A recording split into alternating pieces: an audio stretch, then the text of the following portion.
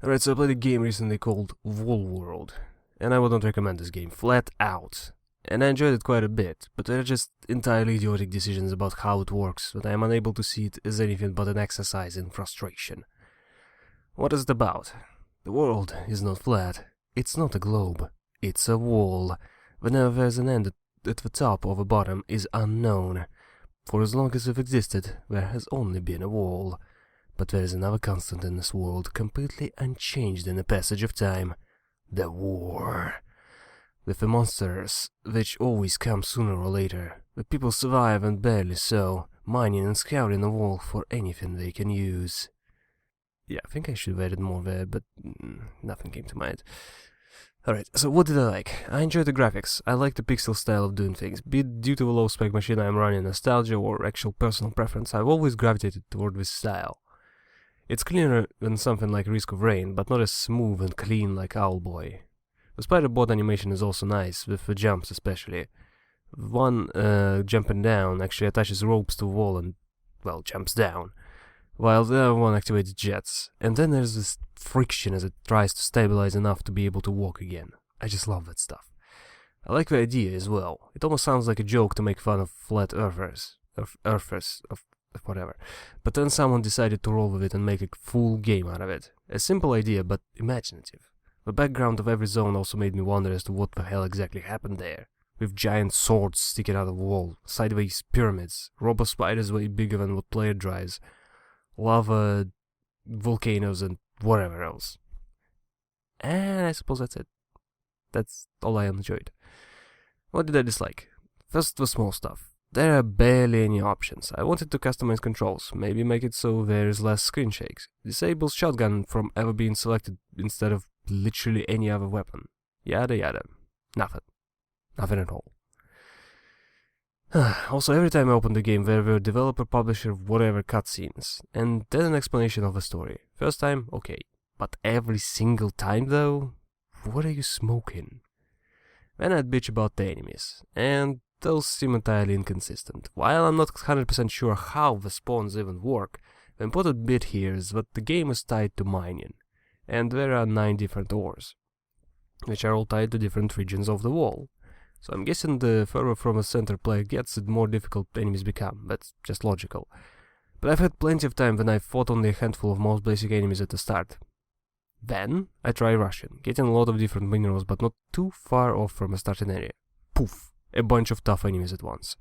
I didn't even leave the starting zone, not cross the clouds, yet the enemy difficulty ramped way up.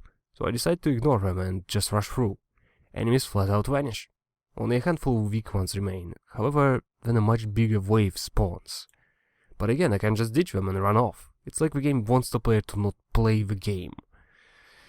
Then the mining itself. The minerals needed are usually pretty low in number, however, later on ores, like the red one and the purple crystals, for whatever reason the player needs at least 10 of those for an upgrade, and caves only get bigger as they are further from the center.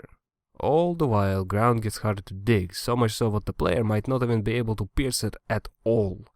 Which, again, is actively punishing the player for trying to play, and instead it seems a lot more efficient to upgrade the spider between runs to fire the laser to create a mine shaft, then loot everything from that laser created mine shaft, and leave, without even going into a mine itself or having to dig at all.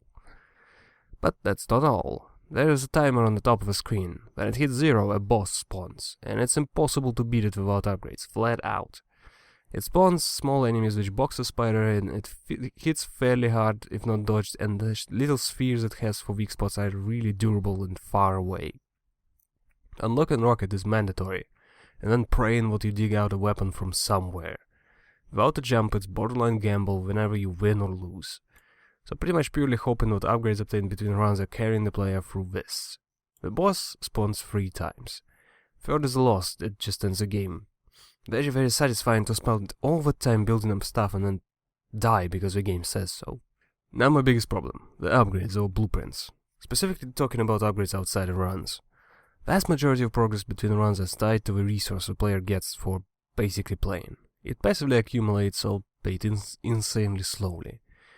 However, a lot of upgrades are locked. The player is supposed to dig and find blueprints. Each blueprint unlocks one level of an upgrade, i.e. it's 4 blueprints per item.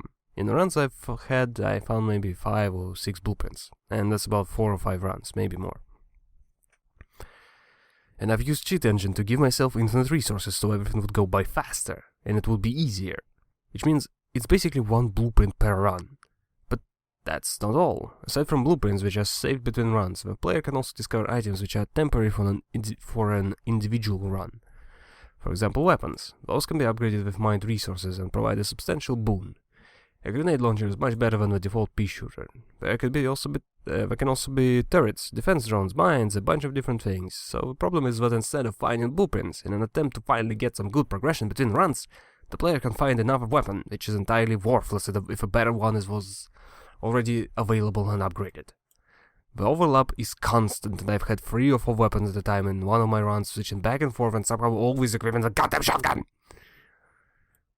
So, to rephrase that, the game is about mining through randomly generated mines, which offer next to nothing early but become really slow to dig through later on, frequently leading the player into dead ends or pointless loot. All the while there's a timer to the monsters coming which seemingly randomly become much stronger for no fucking reason. All the while there's a timer until the game ends and the player loses everything until what they obtained in this particular...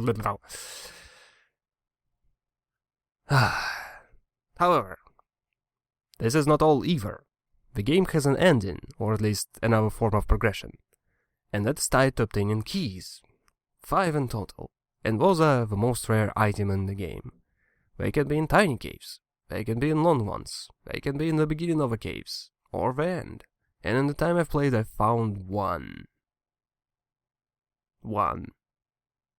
So, to win the player needs 5 randomly generated keys in randomly generated caves, in a randomly generated wall, using a really dinky slow mining laser. This is like playing Terraria, during a permanent blood moon, with enemies breaking the player's house every other minute, and it's a loss if they do, and everything is reset. And it's on a timer. I don't think I have ever seen a game come up with a gameplay loop that contradicts itself so damn much. I can't remember the last time I was this frustrated. Maybe Cupid Psycho, but at least there the player is given a story. Here you get cringe "hello fellow gamers" comments and cryptic comments about dead pets and whatever else there was. I didn't give enough of a crap to read all that garbage.